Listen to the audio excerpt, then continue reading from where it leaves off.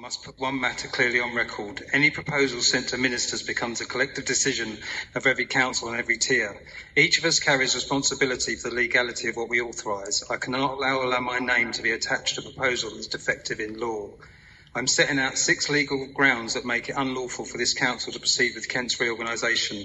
These are not opinions, these are statutory breaches that council is duty-bound to confront. 1. The invitation carries no mandate whatsoever. Section 2 of the 2007 Act is voluntary. It creates no duty and no obligation on any council.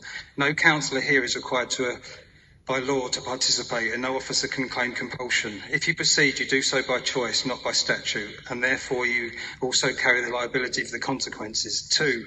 Kent has already acted outside its powers. Significant proprietary spending and work took place before any valid proposal, before consultation, before the lawful council decision. The High Court in Gordley v Kent, CC 2017, was explicit. Preemptive spending on reorganisation is ultra vires. 3. The consultation requirement has been bypassed. Section 6 of the 2007 Act requires a full public consultation before proposals are formed.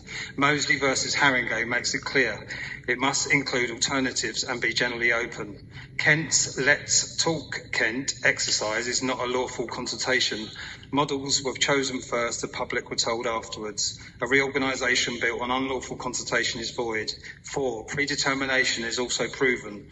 Kent's own documents refer to preferred models, shadow councils and implemented timelines.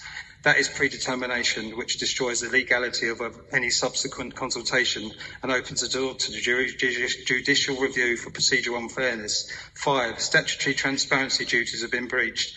Under the Openness Regulations 2014, every background document must be available. Legal advice, financial risk assessments, KPMG outputs, structural diagrams and governance modelling have not been published. A council that proceeds without publishing its evidence is acting unlawfully.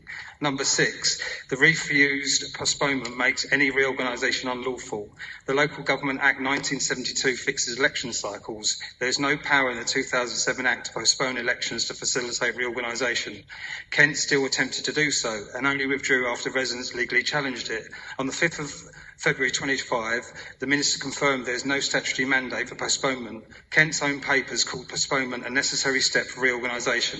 If the necessary step is unlawfully and rejected, then the entire reorganisation cannot lawfully continue. The House of Lords confirmed the same on March 24, 25. Peers tabled fatal motion and stated on record that there is no democratic mandate, no legal authority and no constitutional basis for linking reorganisation with interference in elections. They relied on FOI evidence supplied by residents, evidence this council has chosen to ignore. If Parliament itself says the government lacks mandate, this council certainly cannot claim one. Other councils, including Portsmouth, have already refused reorganisation because there's no legal duty to participate. The correct and lawful course is decline the invitation until full legal authority. I'm afraid we'll have to stop you there. I'm afraid that is your time, even though we've given you some extra time to do the speaking. I had one line left. Full public... I have asked you to stop. Okay. Thank you.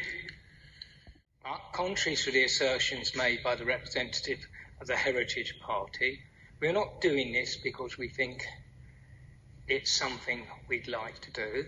We are doing this because the government has set out a very clear process and has made it quite clear. If we don't engage with the process, that won't mean local government reorganisation doesn't happen. It just means we won't have any input into it.